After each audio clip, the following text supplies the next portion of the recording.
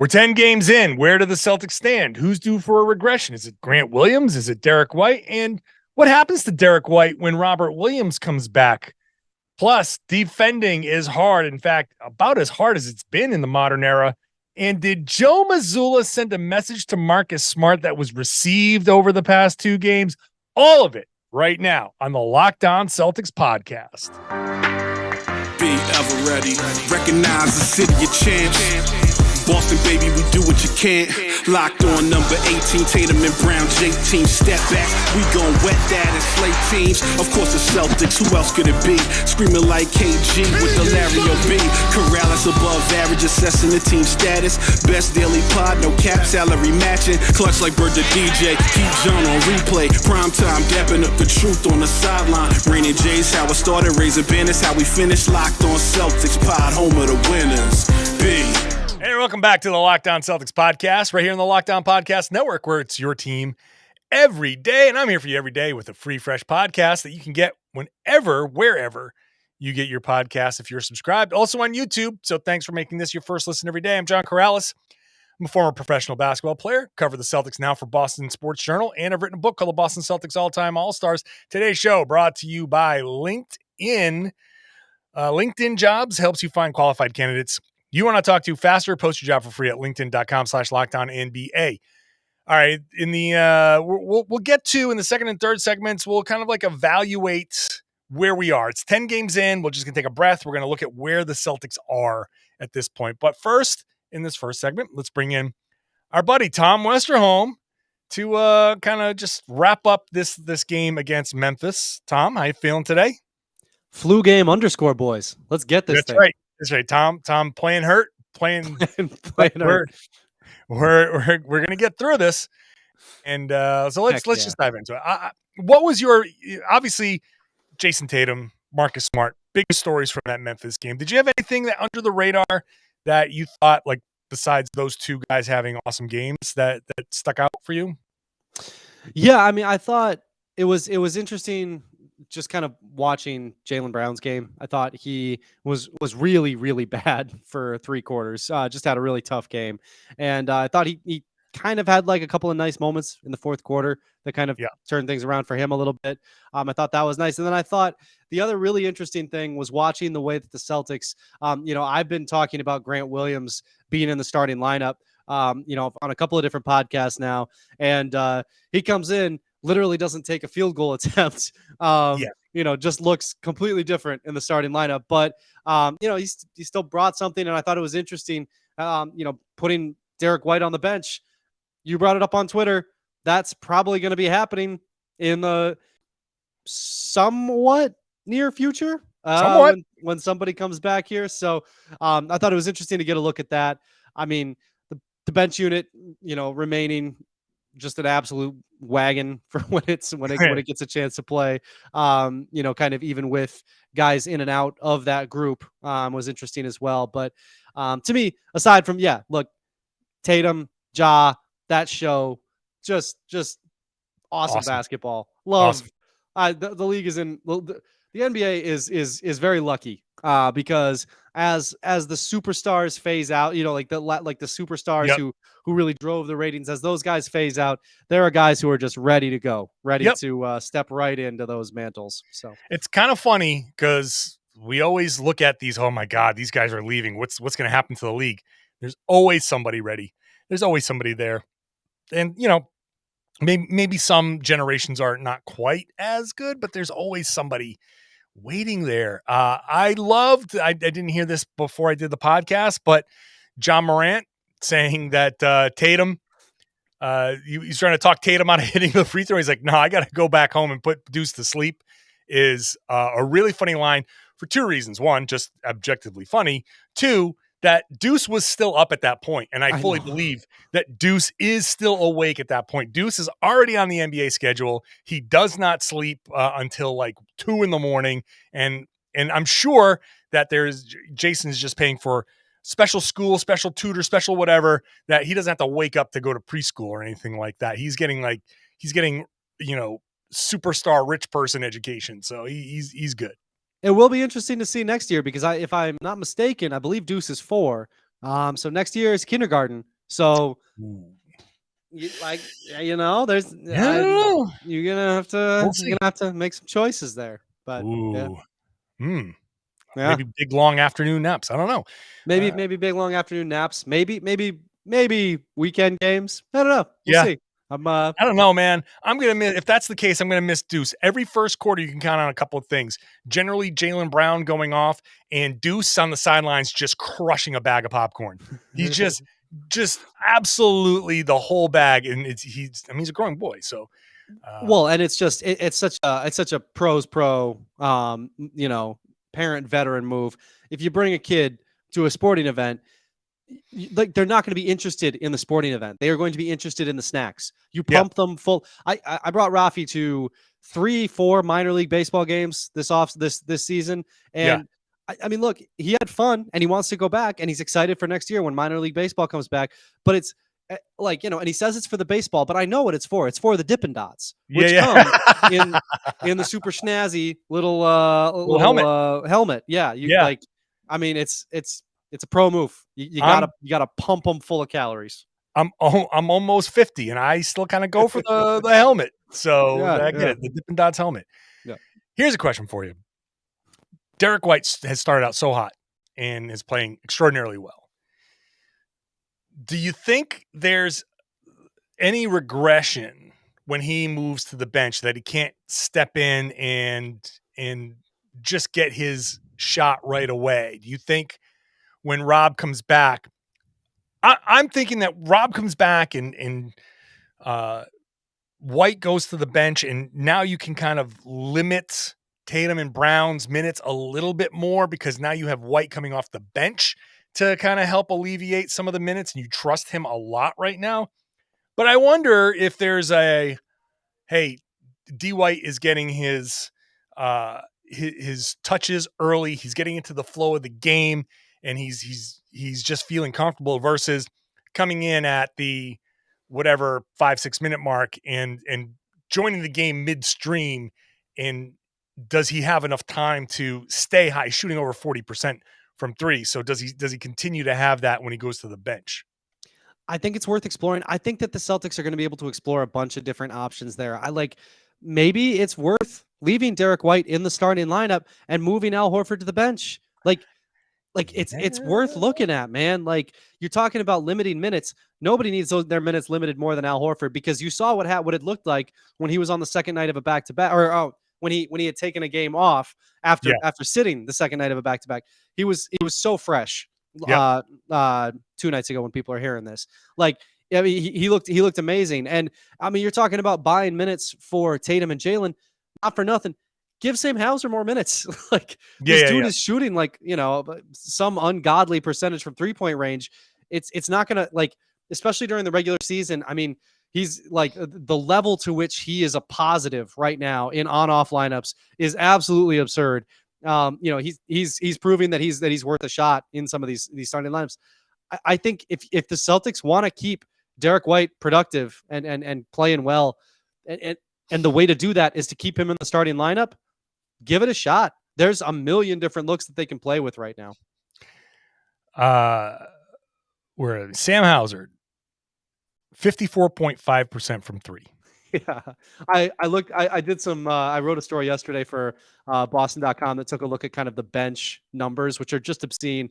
But the funniest one, and this was before last night's game, the funniest one to me was the Celtics are outscoring opponents by 31.9 points per 100 possessions with Sam Hauser on the floor. I saw you tweet that. That's just ridiculous.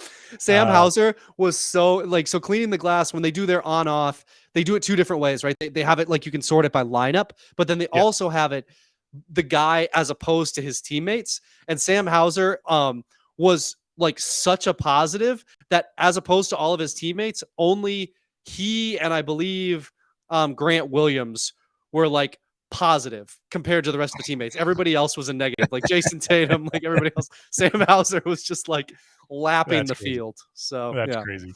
yeah. Um, all right. Well, I love the idea of tinkering with some of these lineups when Rob gets back. It could make for some interesting kind of back and forth as far as production and all of that. I actually was on a radio show earlier today, and I suggested the same thing. So I'm glad you brought it up kind of randomly. That maybe Mazzulla just likes going with the small lineup and just having Rob back there. Maybe Rob back there is just all you need as the deterrent. I mean, it could be. And honestly, the other thing to consider is, how that bench lineup is just demolishing people right now? The center in that lineup right now is usually Cornette or Vonleh. Imagine putting Horford in that. That, truly, I mean, we joke about that being a death lineup, but it's kind of not a joke if you swap Horford for Noah Vonleh. That would mean it's Tatum, Brogdon, Horford, Hauser, and Grant. Yeah. Yeah. That's a good lineup. That's a good starting lineup. RIP. Literally the words that were going to come out of my mouth. There are probably 7 or 8 teams, maybe more, that would sit there and be like, if we start, we'll trade you our starting lineup for that lineup right there. Yeah. Brogdon, Tatum. I mean, obviously Tatum is an MVP candidate, but Horford, Hauser, and Grant is a really that's an amazing second unit. So I don't know. I think there's some value. I think there's some value to that. But before we wrap up the segment, one last thing from last night. How about the Celtics and that guy on the sidelines that just all of a sudden Tatum and Marcus Smart were both just like beating their chests and pointing to themselves and talking to that guy. That was Marcus talking about how that fueled him. It's kind of nuts. You can't say anything to a pro athlete. They're like, oh yeah, I'll show you. Which is so funny because, I mean, they get yapped at all the time. This is not the first heckler that Marcus Smart and Jayson Tatum have encountered. So whatever that man said must have been pretty wild. Today's show also brought to you by Crack Sauce, CRAIC, locally made by a Celtics fan.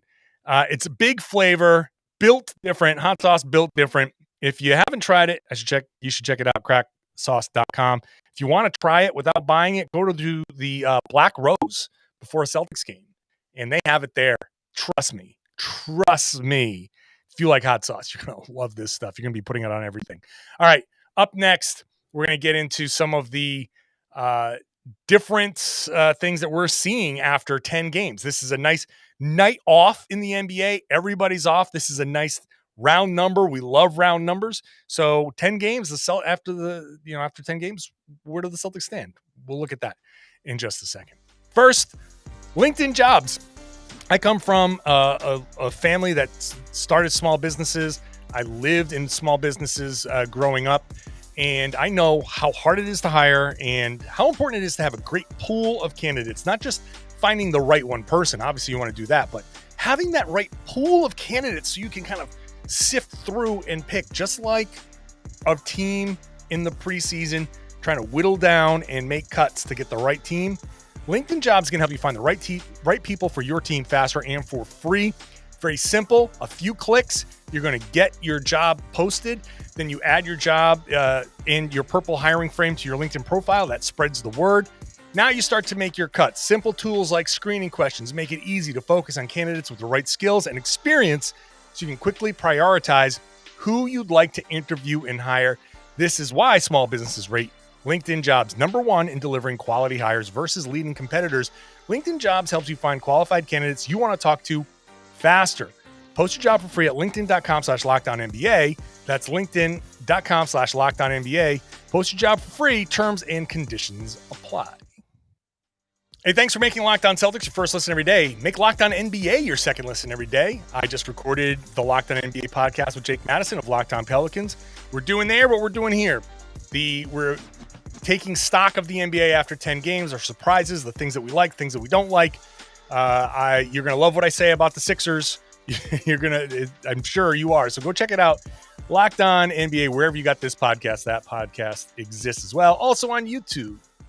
So, like I said, here, I'm going to copy the same pattern. I'm copying off my own homework, Tom. We're doing the same evaluations. The Celtics after 10 games. Let me get to the advanced stats here. Celtics currently have the best offensive rating in the NBA. I'm just going off of NBA.com stats. I'm not going off of Cleaning the Glass. 116.7 points per 100 possessions, just ahead of the Dallas Mavericks and the Utah Jazz of all teams. Their defensive rating, this is like the Price is Right game where the yodeling guy, you just keep on going down, down, down, down, down. Oh, there they are, down at 20, 112.8. But their net rating is 3.9, which is 7th best in the league. Tom, evaluation time. How you feeling about this team after 10 games? I mean, I like, you hesitate to be too optimistic or too pessimistic, right? Because you're just like, well, I mean, it's too early. Things are going to level themselves out.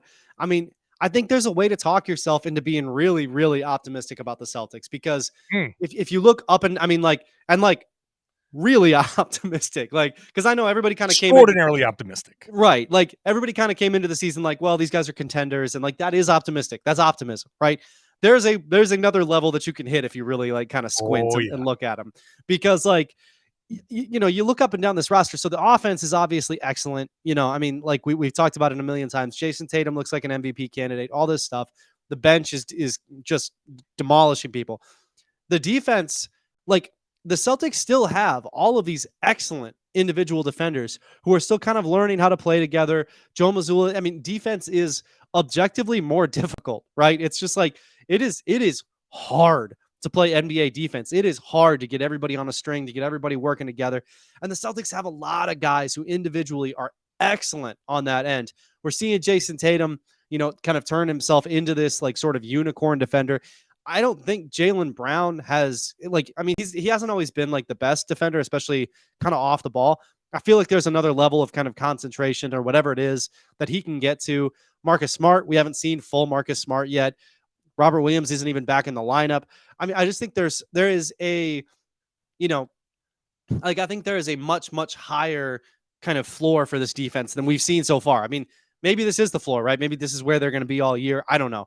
But it just doesn't seem likely given what we know about this team's personnel. So, I mean, you start talking about this defense rising up a bit, especially as they play together more. And it's like, I don't know, man. There's some heady things that you could say about this Celtics team and where they could possibly be at in a couple of weeks. Yeah, and so I don't want to do this in a way that dismisses the Celtics defensive issues. I talked yesterday about the Celtics defensive trending upward. The defense is trending in the right direction. Not where it needs to be by any stretch, but it's trending in the right direction.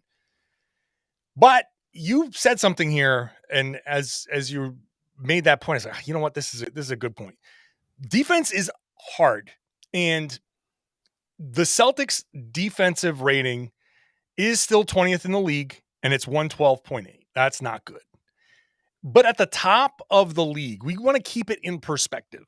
At the top of the league, the Bucks have a defensive rating of 101.9, which is not bad. The Cavs are 104.7. The Phoenix Suns are 105.4. Those are your top three. I'm going to go back 10 years to the 12-13 season. The number one defensive rating was 99. Then 99.1. Then 100.3. Then you're getting into your 101s. 104 gets you down to the middle of the pack. 105 gets you down to 17th. 112, where the Celtics are, would be the absolute worst. They would be worse than the 21-61 Charlotte Bobcats. That's how bad that would be. But at the top, these are teams holding teams to under 100. Yeah. So just 10 years, the 10-year gap in how much harder it is to play defense by rules changes, stylistic changes. It's just harder to keep points off the board.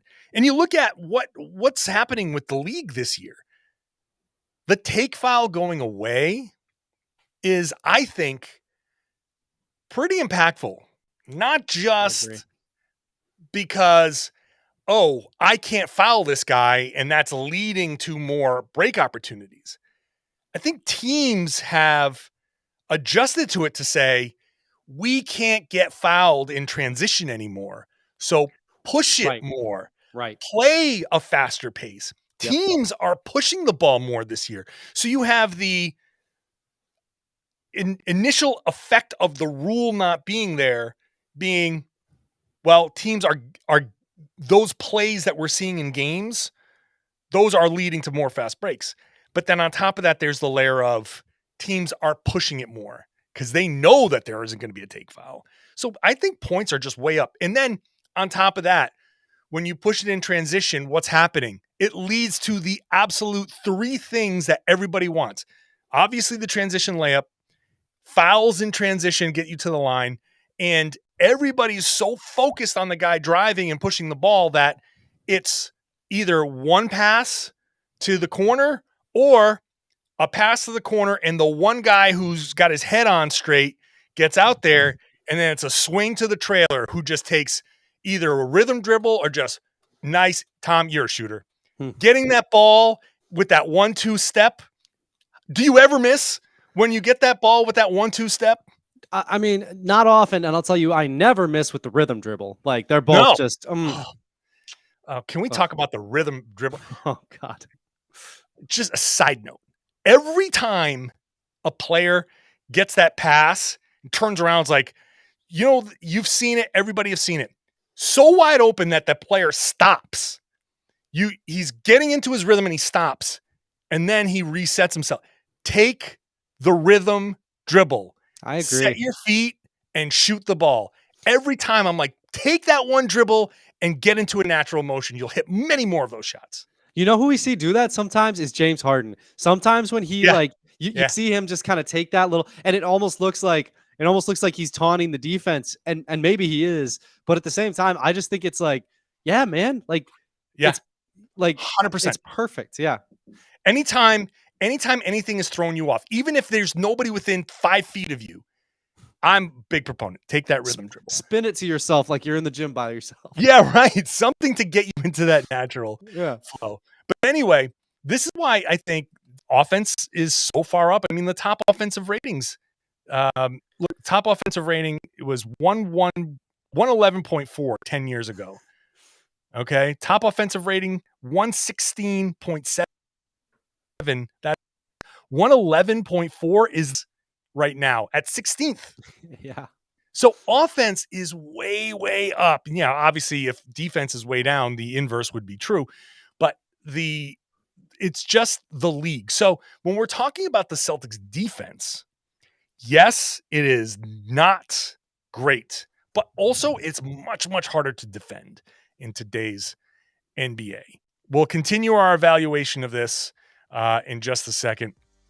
First, I got to talk to you about BetOnline. BetOnline is the place to go for your sports betting information, stats, news, and analysis, whatever you want when it comes to laying a few bucks down in the game. Get the latest odds and trends for every professional sport, every amateur league out there, football, basketball, soccer, esports. It's all there at betonline.net. Do you love podcasts? I mean, you're listening to this podcast, so I'm betting that you do. You can find those at BetOnline as well. The fastest and easiest way to get your betting fix. So head on over to betonline.net. Use your mobile device to learn more. BetOnline is where the game starts.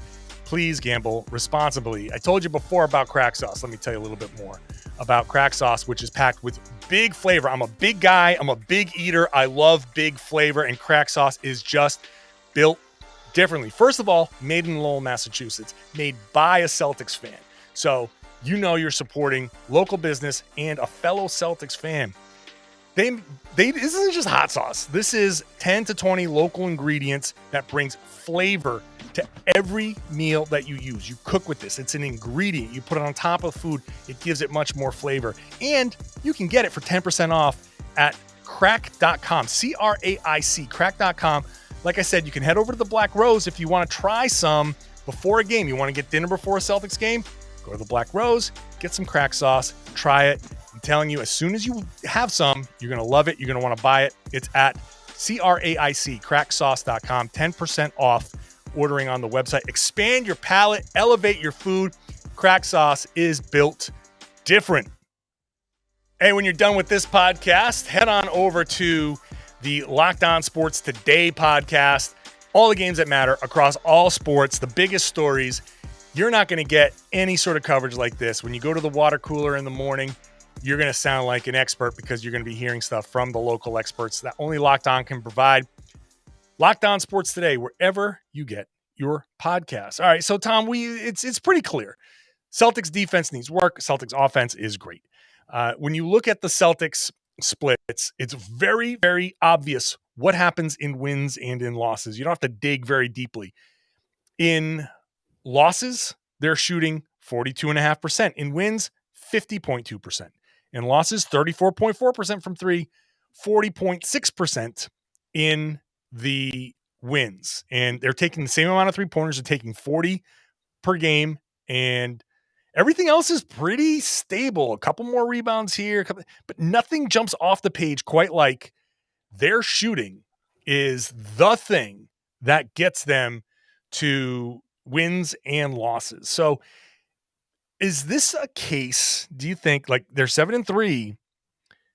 Are you at all concerned that there's just a cold shooting streak? Like last season, they remember how cold they were last season for how long?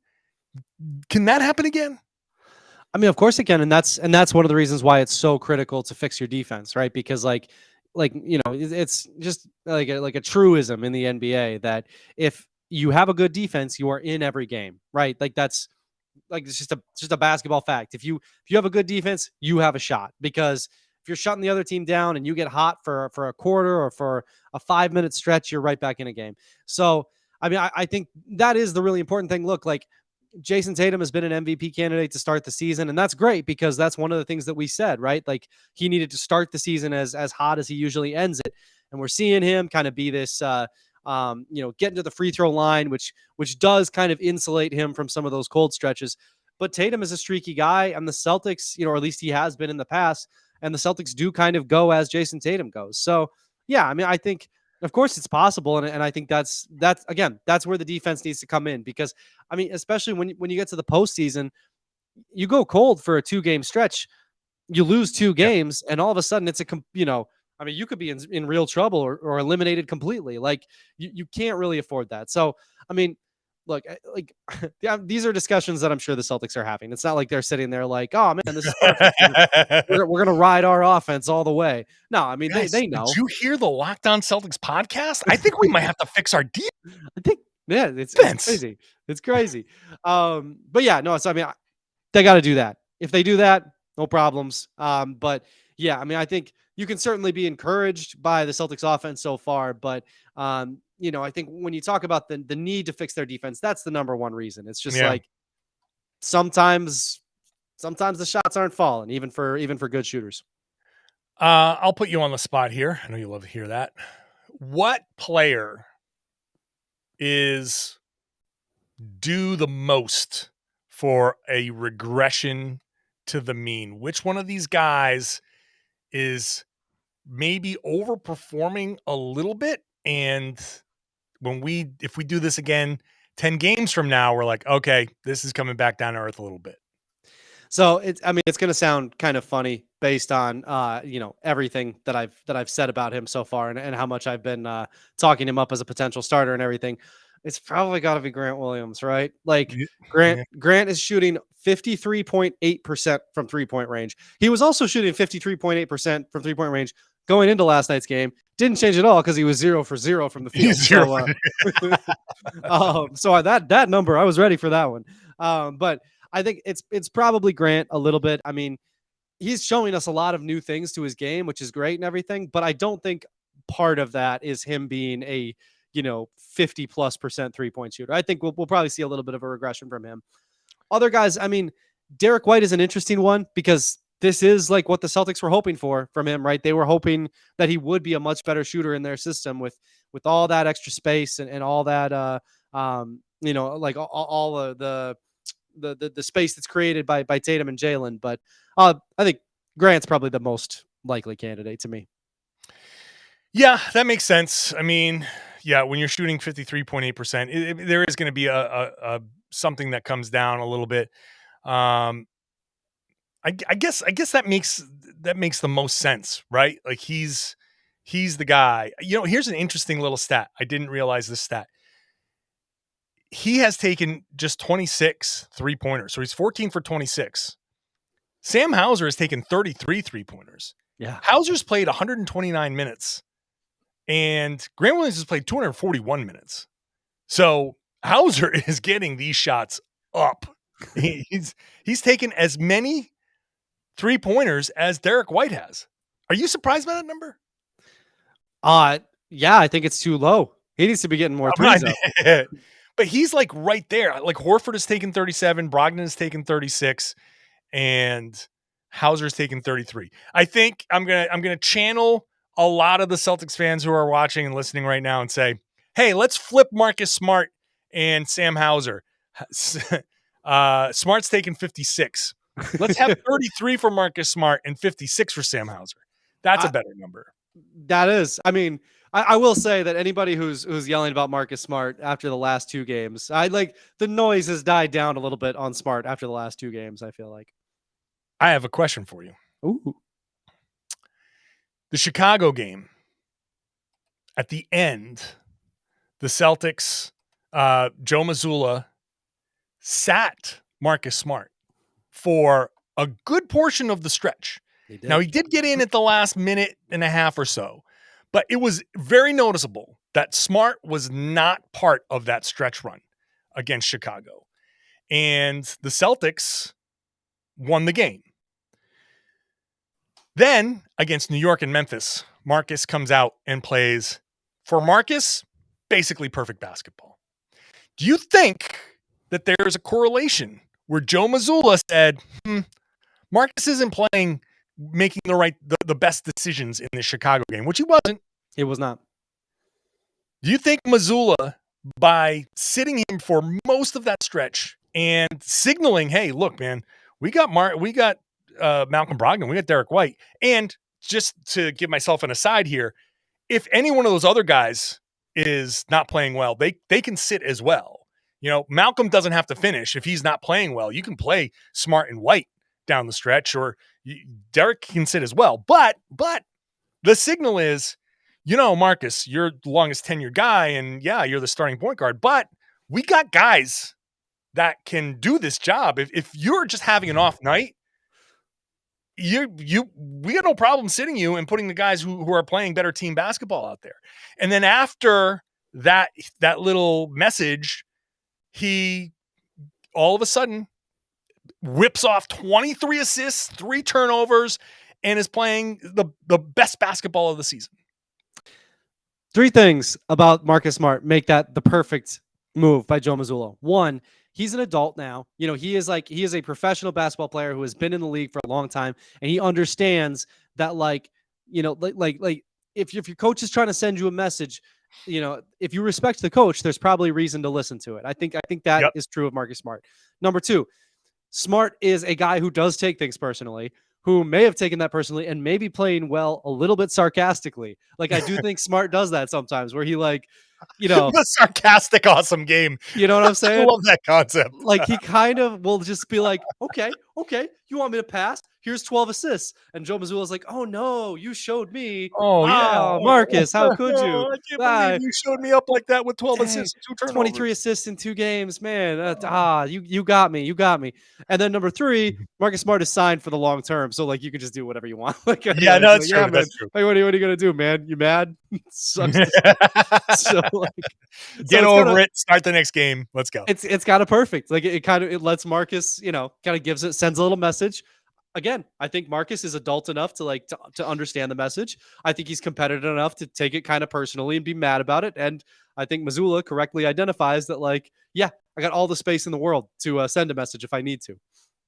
I mean, I don't even know if this is actually what happened. Yeah, I mean, it feels like, I mean, I don't know if he was that calculated, but look, Marcus Smart in that game didn't play minutes that he normally plays. Right. So either the message is, well, we think you're a little hurt, so we're going to sit you down. Are you in pain?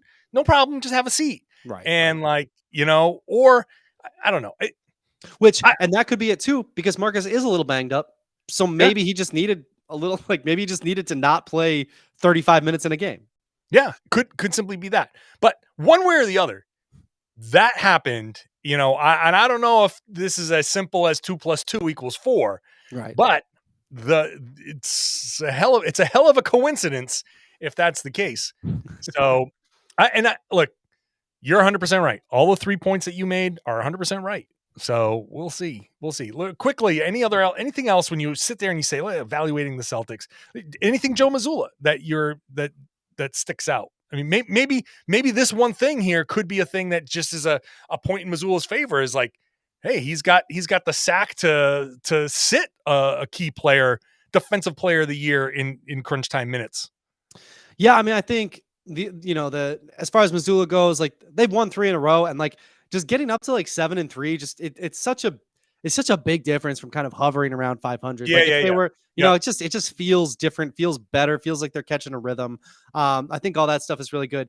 I think honestly, man, the other really big takeaway for me for the season so far is just it is wild that it cost one very bad first round pick, Daniel Tice and Aaron Nesmith, to get Malcolm Brogdon. Like this is just like, I mean, like what an addition to this team. Yeah. He's really really good, and just Yeah. brings a lot to this squad. So yeah, that's been that's been the other thing I think is like even when he's not having a perfect game, like he wasn't he wasn't amazing against the Grizzlies. He had kind of an off shooting night. I think he only had like 3 or 4 assists, but like he just having him in there, like he calms things down. He's another veteran good player. But what he did was in that second quarter, he had a little bit of a stretch in that second quarter where he was awesome. And that was his one stretch. It was almost like the inverse of, I've used the word inverse a lot this week on the podcast, by the way. It's not a regular word in my repertoire. I'm expanding my game. I go back, I watch the film, I look at where I can improve. So that was kind of like the inverse of the Jaylen Brown game, where he came out at the beginning and was like awesome, and then kind of was not so great the rest of the way. Jaylen was not good at all in the first 3 quarters for the most part. And then he had that stretch in the fourth quarter, minus like the last 2 minutes of the fourth quarter. But for most of the fourth quarter, Celtics don't win that game without Jaylen Brown. Celtics don't win this game without Malcolm Brogdon kicking things off in that second quarter. Tatum went off after that and had the 19 points, but that was Brogdon. So yeah, 100%. That I wonder if the Pacers just saw the Wembanyama writing on the wall and said, "Oh, geez, yeah, you fleeced us. You got us a bunch of players that we don't need and aren't going to play for a really good player. Damn you, Brad Stevens." And they're like, "Come to us, Victor." Which would make it the second time that the Celtics have in the last like 20 years that the Celtics have really benefited from that like, oh no, you really fleeced us with the KG trade as well. But I mean, KG much higher level, obviously, but you know what I'm saying. A little bit, but that's okay. I gotcha. I'm with you. I see where you're coming from. All right. 10 games. I think that's an appropriate place to evaluate the team. We know exactly who they are for the rest of the season. So lock it up, write it down, put it down in pen. All right. All right, Tom, we'll wrap it up right there. Thanks, Tom. Appreciate you hopping on. And I appreciate you for listening. Tom was going to say something and I cut him off. Thank you for listening. Thank you for watching. I always appreciate you coming around and checking out the show. If you're still here, if you're still with the podcast, if you're one of those people who likes to listen to every last second of it, thank you so much. I really do appreciate that. I know that there are people who kind of tune out after a little while, but that's it. Tom says, I appreciate the flu is what I was going to say. I don't know why I said that, Tom, but yeah, he says you should add that. And I just blindly follow Tom's instructions. So. Thanks for listening, everybody. If you're willing to share the podcast, I'd very much appreciate it. Go share it, spread the word, tell your friends, tell the world. They should be listening to and watching the Locked On Celtics podcast here on the Locked On Podcast Network, your team every day.